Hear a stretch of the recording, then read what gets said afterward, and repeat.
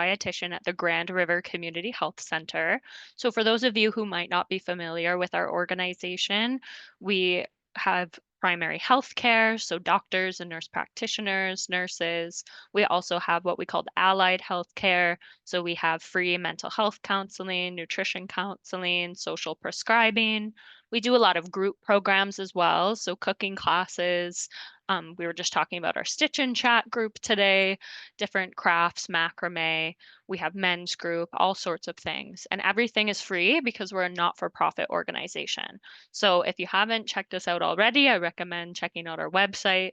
You can just Google, Grand River Community Health Center, because we have so many amazing services. And so today for this presentation, we'll be talking about an overview of food allergies and intolerances, different diagnostic tests that might be done for these, and the difference between the two, because an allergy and an intolerance are two very different things. We'll be talking a bit about food labeling and requirements from Canada for food allergens. And then we'll spend a good chunk of time talking about tips for managing food restrictions, specifically dairy or lactose and wheat or gluten, because those tend to be quite common compared to some of the other food intolerances or allergies. And then I'll provide some extra tips on gluten-free baking. And I have a couple recipes to share at the end as well. So, what is a food allergy? A food allergy is a medical condition where your immune system mistakenly treats something in a particular food, typically a protein, as if it's dangerous to you. So, in most people, we have this protein and the body just, behaves as it normally does. But for some people, it reacts to this protein. And so those proteins are called an allergen, and you would have an allergic reaction. Allergies can sometimes be life-threatening, and often can be severe, but it's a spectrum. Sometimes it's less severe, sometimes it's more severe. And so there are a number of priority allergens. And so priority food allergens are the foods associated with 90% of allergic reactions in Canada. So meaning these are the most common food allergens. And so we have eggs, fish, milk, mustard, peanuts, sesame, shellfish, so crustaceans and mollusks, sulfites, which is kind of a newer one, soy, tree nuts, and wheat, and I believe it's pronounced triticale. And so those are the common allergens. And these are the allergens that have labeling requirements associated with them through Health Canada. So they will say that it contains or may contain these allergens. They legally have to address that on their food. And it's for if there's 10 parts per million of the allergen or above, which is a very, very minuscule amount. And so if it has 10 parts per million or more, they have to list it on the label.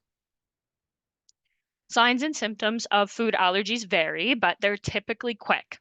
And so we'll talk a bit about the difference between an allergy and intolerance, but with allergies, usually we see symptoms within a few minutes to 2 hours after ingesting the food. And I should mention that some allergies, you don't even have to ingest the food. It might affect you if it just touches you for some people with really severe reactions and allergies.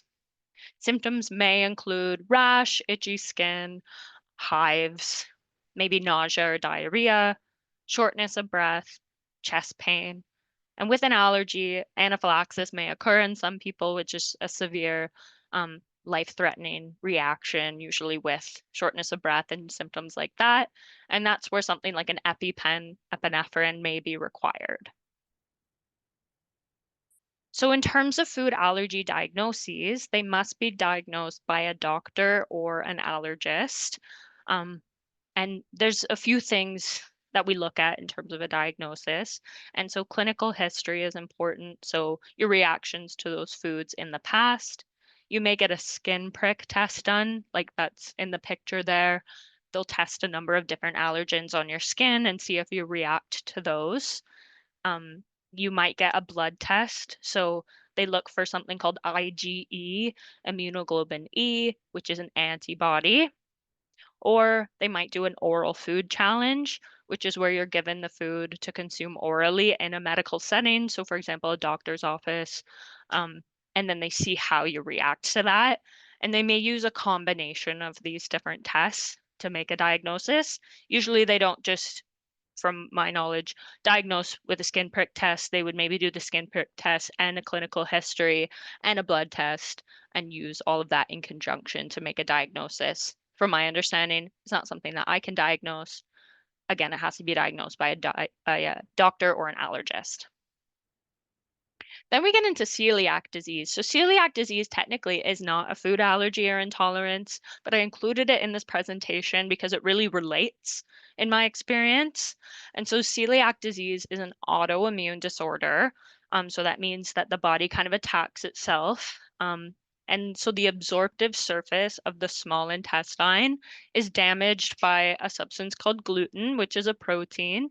And gluten is found in wheat, barley, rye, and other related products. And approximately 1% of the Canadian population has celiac disease, which might not sound like a lot, but it actually is a very large amount of the population when we kind of look at the numbers. And I chose this image because I really like to highlight what our intestinal cells look like, if you have celiac disease or if you don't. So on the left-hand side of the image, that's what our normal small intestine cells, they're called villi, look like. They're a nice shape that really helps with nutrient absorption because nutrients kind of go through the little cracks. And so things are absorbed well and they look good. What happens with celiac disease when someone consumes gluten, all those villi, those cells in the small intestine, flatten out. And so it's very hard for things to get absorbed because there's not as much surface area and they're not like going in through those cracks. And so what happens when somebody follows a strict gluten-free diet with celiac disease, their cells will likely return to the left-hand side where they're that nice shape. But if they're consuming gluten, or maybe they don't know they have celiac disease, especially pre-diagnosis, it will look like the picture on the right. And again, that really affects nutrient absorption and digestive symptoms.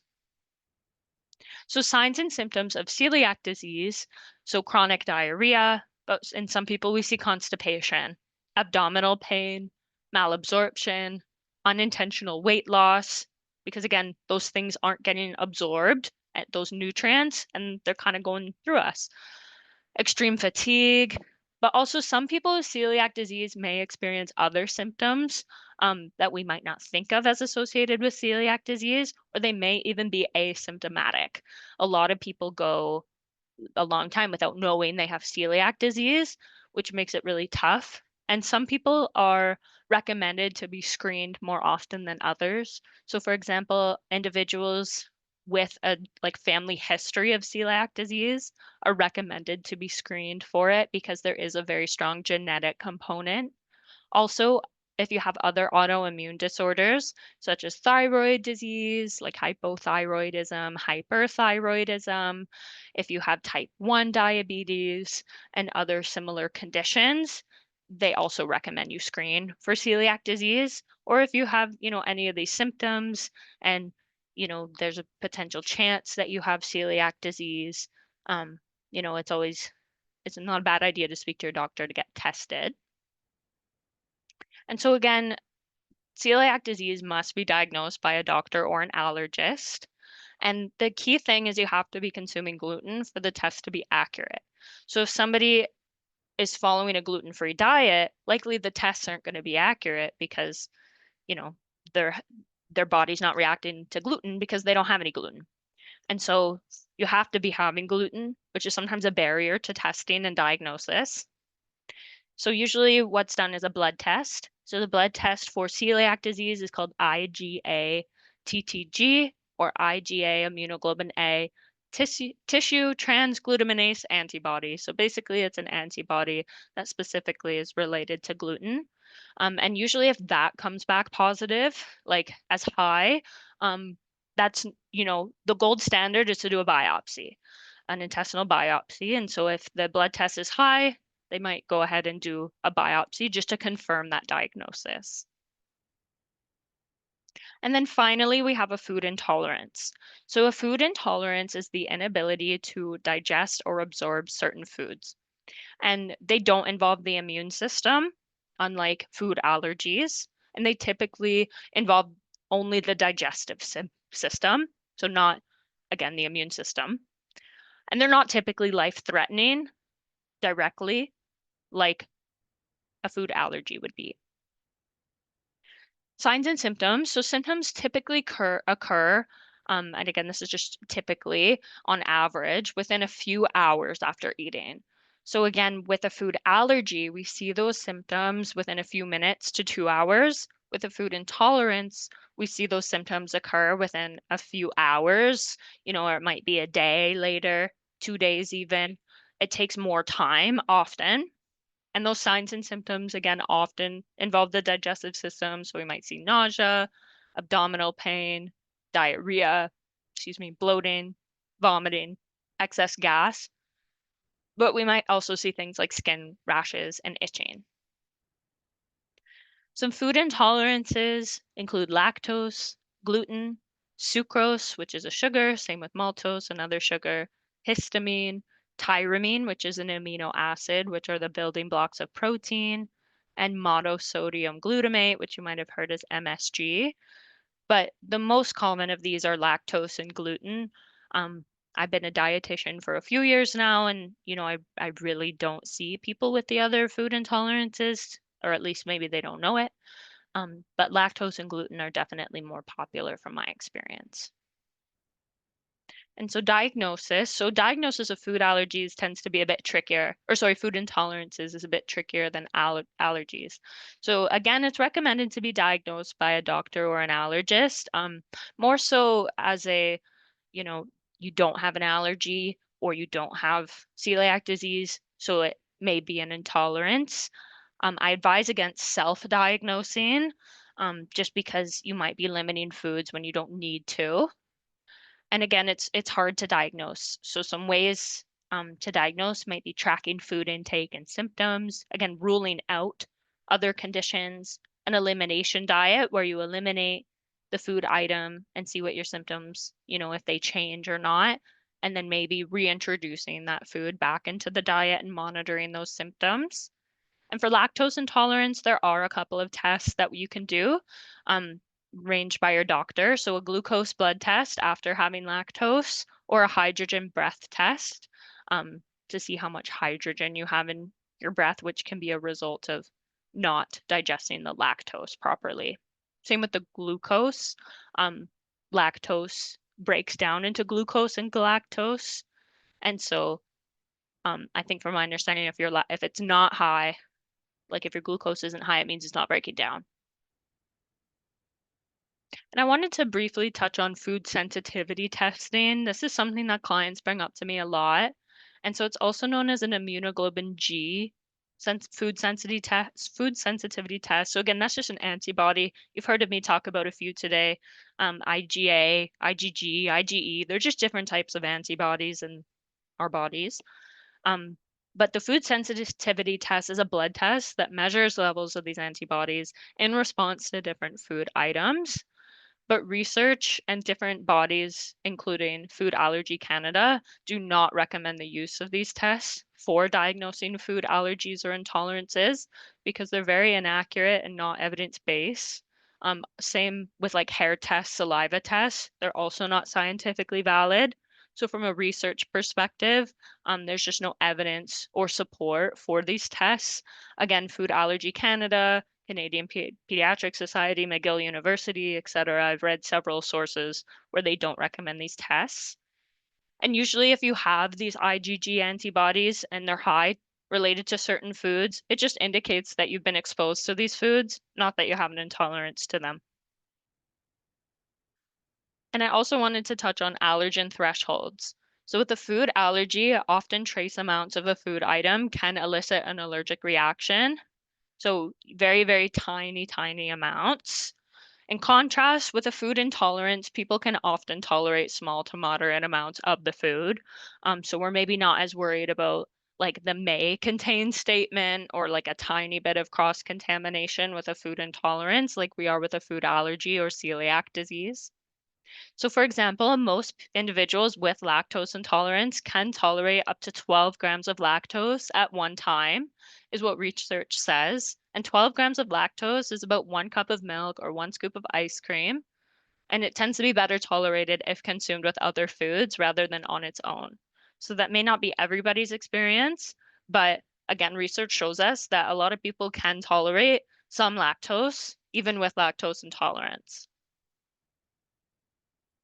I mentioned cross-contamination. So cross-contamination can happen when a small amount of a food allergen gets into another food accidentally through the manufacturing or food preparation process.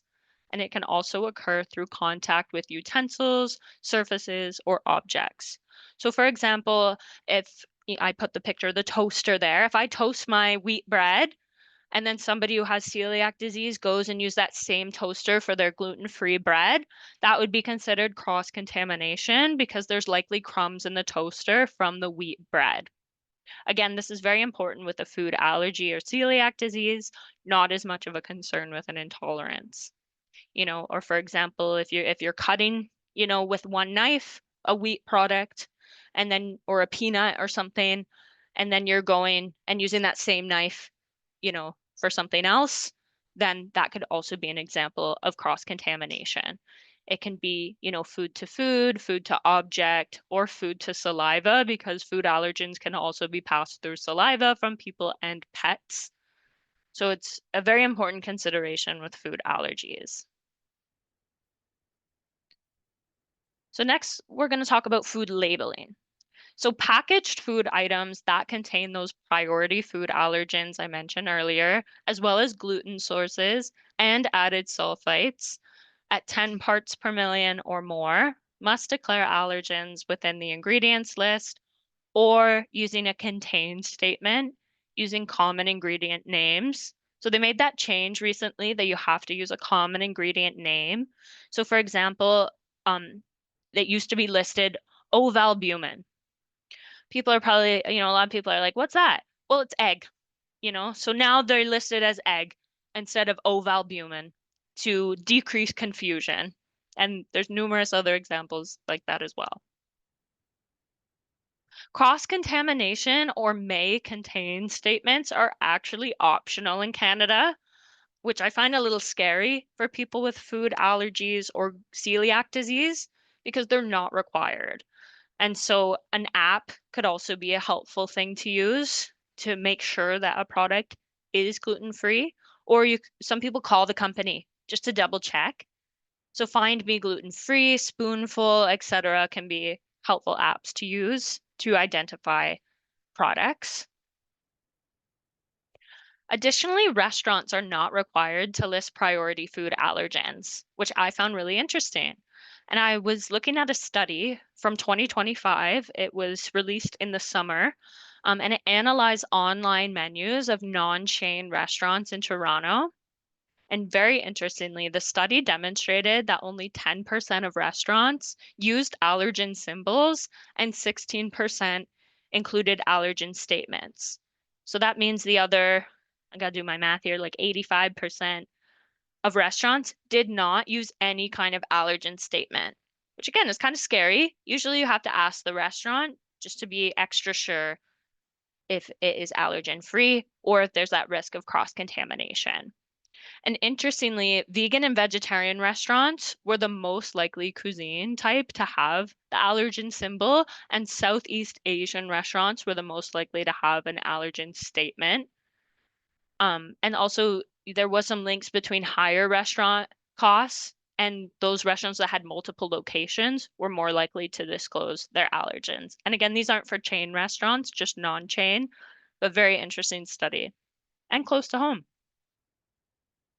And this is an example of a food product where we see that may contain statement. So Quaker oats, for example, the ingredients are 100% rolled oats, but they have that may contain wheat statement. That's because oftentimes oats are processed in the same facility as wheat. And so there's that risk of cross-contamination. But again, that may contain statement is optional. So some nutritional considerations briefly for food allergies and intolerances. When we're cutting out key foods and food groups, it could lead to lack of a varied diet, which therefore leads to risk of nutrient deficiencies. So for example, if we're cutting out dairy or lactose, there's a risk of being deficient in calcium and vitamin D. For wheat, if we cut out wheat, gluten, there's a risk of not having enough fiber in our diet, B vitamins, iron. With eggs, if we cut eggs out, eggs are high in protein, vitamin B12, vitamin D. Cutting out fish, we may not be getting enough omega-3 fatty acids. And then with that celiac disease, we get that extra layer on top of it where things just aren't absorbed as well. And so, some common nutrient deficiencies that we see with celiac disease are calcium, iron, folate, vitamin B12, vitamin D, amongst others, because those cells are flattened and the nutrients aren't getting in. But also with symptoms like diarrhea, for example, it has a quicker transit time through the digestive system, so that can also affect the rate of absorption. So now we'll take a deeper dive into dairy and lactose, and then wheat and gluten. So dairy products include the following, buttermilk, condensed milk, evaporated milk, cow's milk, but also things like cheese, cream, margarine, skim milk powder, sour cream, yogurt, etc. So some substitutes. So one option is you could try plant-based alternatives. So things like almond milk, oat milk, soy milk, plant-based yogurt, plant-based cheese. I highlight or bold soy milk there because soy milk is actually the only plant-based alternative recommended by Health Canada because it is the most nutritionally similar to cow's milk. A big consideration is the protein content. So a cup of cow's milk usually has about 9 grams of protein. Soy milk has 8, whereas most almond milks, for example, only have 1 gram of protein. And if you are choosing a plant-based milk, really ensure it's a fortified option. So that means that calcium and vitamin D have been added to it. Most milks at the grocery store are fortified, but if you're making your own plant-based milk at home, it's likely not, or if you're buying from maybe smaller vendors. And again, we want to consider the protein content and nutritional value of the different plant-based milks. If you have just a lactose intolerance and not a dairy allergy, it's recommended to choose lactose-free varieties. And so lactose-free milk, lactose-free yogurt, lactose-free cheese, because again, all of those are very nutritionally similar to cow's milk-based products in terms of their protein, calcium, vitamin D, etc. So that would be my top recommendation. But if it's a dairy allergy, you might have to consider other options. And again, I typically recommend soy milk over other plant-based milks. So again, we're concerned about calcium when you're eliminating dairy or lactose from your diet. So we also want to consider non-dairy sources of calcium and including lots of those into our day. So non-dairy sources of calcium include tofu, salmon or sardines with the bones because the bones are what contain the calcium. And so canned salmon with the bones, for example, blackstrap molasses, almonds and Brazil nuts, bok choy and collard greens, calcium fortified orange juice. That's where calcium has been added to the orange juice, chia seeds, white beans, navy beans, or soybeans. And those are just a few examples. And this list is ordered kind of from the highest amount to the lowest. And so tofu will have more calcium. Typically, double check the packaging, but most are set in calcium compared to the white beans, navy beans, or soybeans. Similarly, with vitamin D, we can consider non-dairy sources of vitamin D, such as pickled herring, rainbow trout, salmon, sardines. So you'll notice those are all fish, as well as eggs. But there's very minimal foods that contain vitamin D. And as you age, that does affect your absorption of vitamin D from the sun. So we'll talk a little bit about supplementation later in this presentation as well. So now a bit more of a deep dive into lactose intolerance. So try consuming small amounts of foods containing lactose spread throughout the day. That can really promote tolerance. And consume lactose containing foods with meals. If you're having it on their own, they're going to be less well absorbed and digested than if you're having them with other foods, if you are going to try them. And lactose containing food products with live bacteria, such as yogurt and kefir, may be better tolerated because that bacteria really helps to essentially eat up some of the lactose. So they're lower in lactose. But then they also that there's research that shows the benefit of those bacterias just help us to digest and absorb the lactose better. And you can also try dairy products that are naturally lower in lactose. So I use this chart from the Dairy Farmers of Canada website, but it shows on the right-hand side the lactose content in a variety of dairy-containing foods. And so you'll notice milk has a higher amount of lactose, ice cream as well, which isn't on the list. And it does compare slightly with the fat content, but only minimal differences there. It drops from about 13 grams of lactose per cup to about 5 or 4.5 for a serving of yogurt. And then our cheeses are very low in lactose naturally, so a lot of people tolerate them well. Our hard cheeses, I should say. Cottage cheese is similar to yogurt in terms of its lactose content, but cheddar cheese, Swiss cheese, mozzarella cheese, Parmesan cheese are actually quite low in lactose, and so they tend to be well tolerated in individuals with lactose intolerance. Again, the Parmesan cheese has 0 grams of lactose. Label reading for lactose can be really tricky because foods don't label if they contain lactose or not. They'll label if they contain dairy, but not if they're high in lactose. So again, Parmesan cheese contains dairy, but there's nowhere on it that it says this is low in lactose, at least most of the time from what I've seen. And so you want to make sure to look at some of these ingredients that do contain lactose.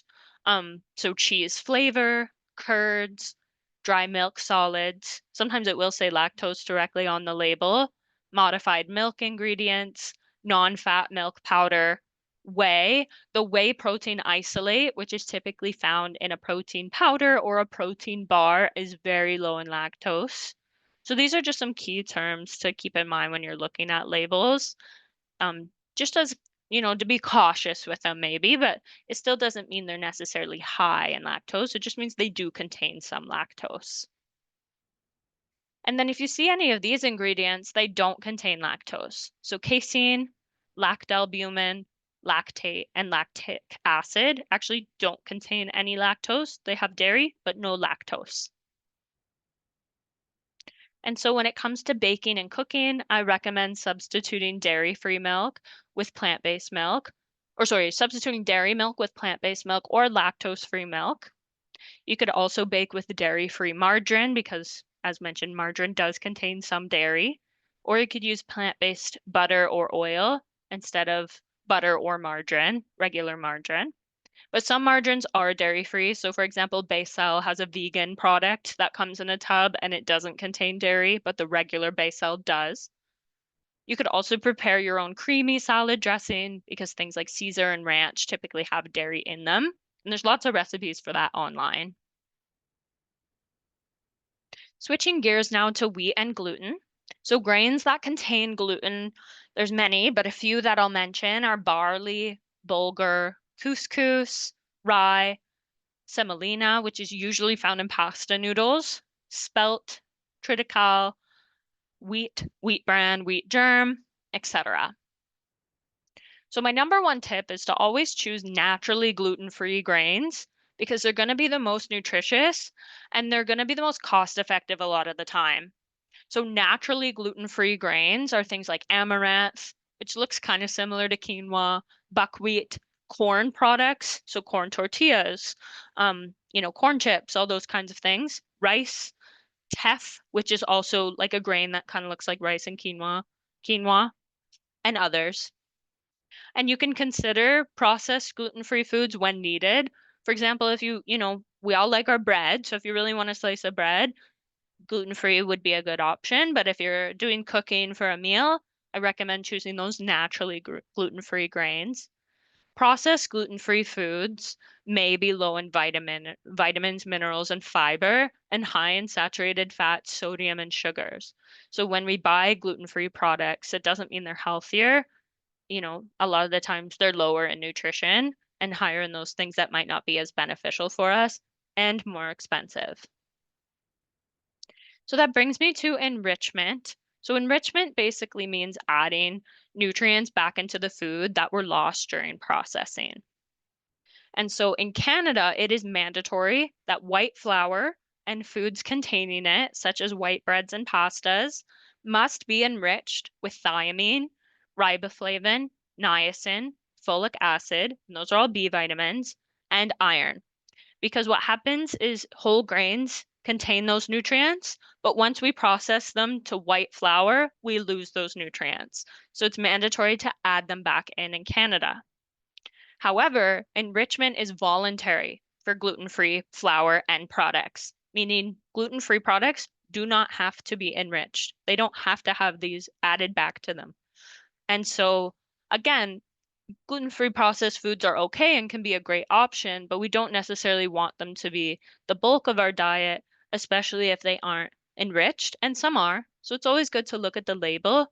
You can determine if it's enriched by looking for the word enriched on the label, viewing the nutrients in the nutrient facts table and comparing products, and identifying nutrients in the ingredients list. Often they'll be stated, like it will state iron in the ingredients list, for example.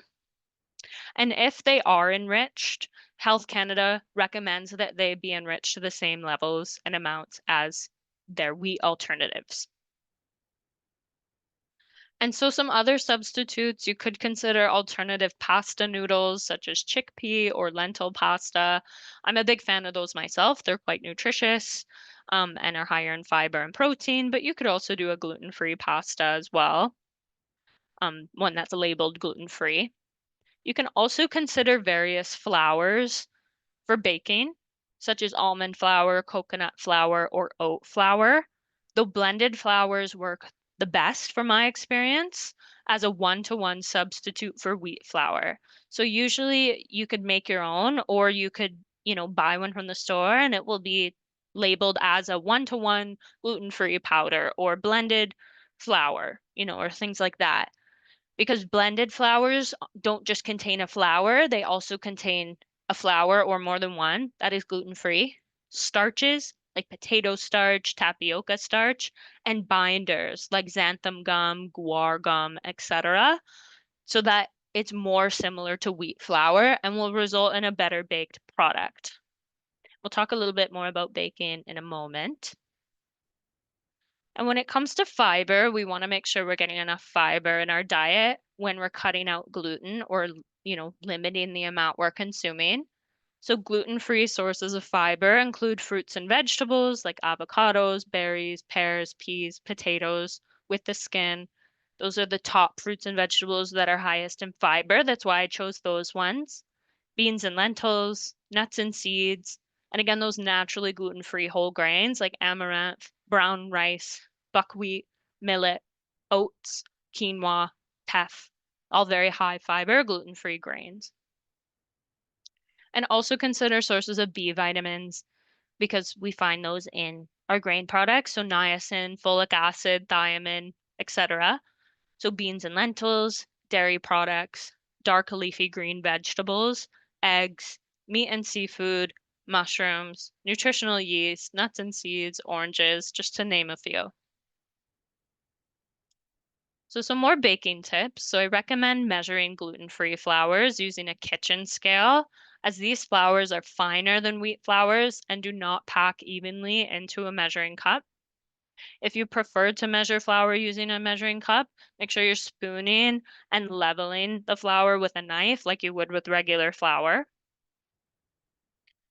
You may need to mix batters for a longer period of time for better structure and rise.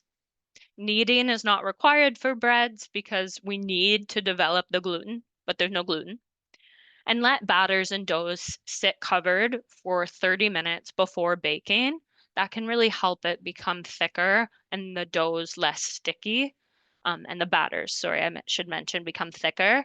Though sitting on or sitting covered is best for biscuits, cookies, pie crust, scones, but not ideal for high moisture baked goods like cakes and muffins. And if you're a baker, you might notice these tips are absolutely the opposite of baking with wheat flour. With wheat flour, we do not want to overmix them because that can make the gluten too tough. We don't want to let them sit because, again, that can make them really tough. We want to put them in the oven right away. So it's kind of the opposite. Often in recipes, you have to use more liquid as gluten-free flours absorb more liquid than wheat flour. Large quantities of leaveners may be required to trap air bubbles and results in lighter end products, and bake for longer if needed. So some recipes require longer baking, even if the toothpick comes out clean. That's not a good measurement. You want to always follow the recipe guidelines for gluten-free products, or if it's a substitute for a wheat product, it is helpful often to bake it for longer to help evaporate the extra liquid.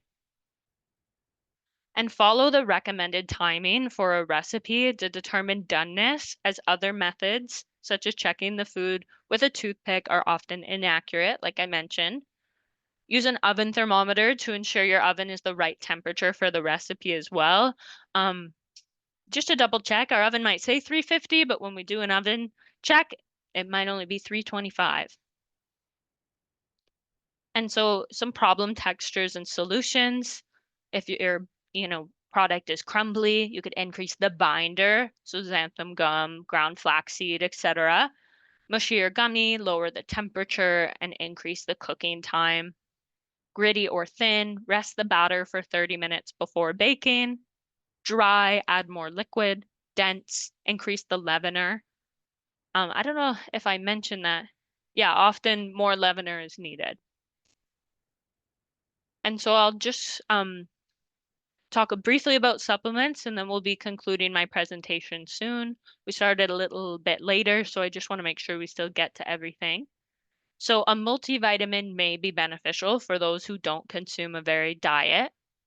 Health Canada recommends that individuals over 50 years of age take 400 international units of vitamin D daily. So regardless of if you are eating dairy or not, it's still recommended if you're over 50 to take vitamin D. And if you don't obtain enough calcium from food, taking a supplement is recommended by Osteoporosis Canada. And so Osteoporosis has a calcium calculator, so you can enter in the foods that you're having, and it will tell you how much calcium you're getting and if you're meeting your needs or not. So I recommend that source. Again, that's Osteoporosis Canada calcium calculator. And adults over 50 are also recommended to take a vitamin B12 supplement daily or eat foods fortified with vitamin B12, such as nutritional yeast, or some milks have plant-based milks have vitamin B12 added to them. For those allergic to fish, you could consider an omega-3 supplement. Fish oil supplements often are safe for people with a fish allergy because they don't contain the protein, but it's always good to double check the label, or you could consider a plant-based omega-3 supplement. And then finally, lactase enzyme can be helpful for lactose intolerance. So if you are having lactose, and you don't want to experience symptoms, you could just take lactase. So for example, Lactaid is a product where you have it right when you eat the lactose containing food and it will help you digest it. Alpha galactosidase is another one. It's also known as BINO. BINO is a common one that we use here in Canada for gassy foods like legumes or grains. So if you don't necessarily have a gluten intolerance, but you find that grains make you gassy, you could take this enzyme. But otherwise, digestive enzymes are not recommended. There's no evidence for them unless you have something like pancreas insufficiency or something like that, which is usually a bit more rare.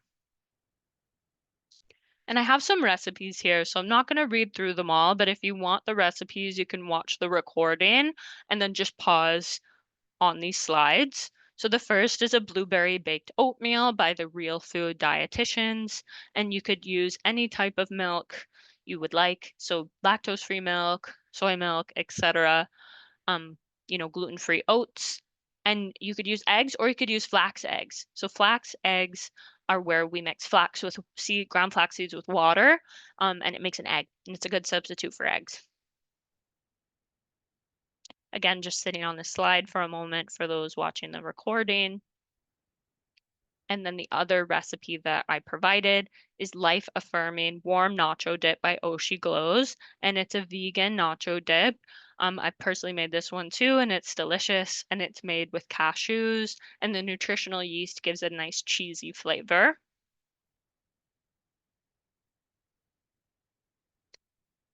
And those are the instructions there. And if you would like more information, I recommend you check out the following websites: Canadian Digestive Health Foundation, Celiac Canada, Food Allergy Canada, Health Canada, Unlock Food. They all have great information. And you are also welcome to book a one-on-one appointment with me or my colleague Melissa, the other dietitian, as it's free, especially if you have further questions about managing food allergies and intolerances. You can just call the phone number or send an email to the at the information at the bottom of the slide there. Perfect. So that's everything for the presentation today. Thank you so much for listening, and I now welcome any questions. I just wanted to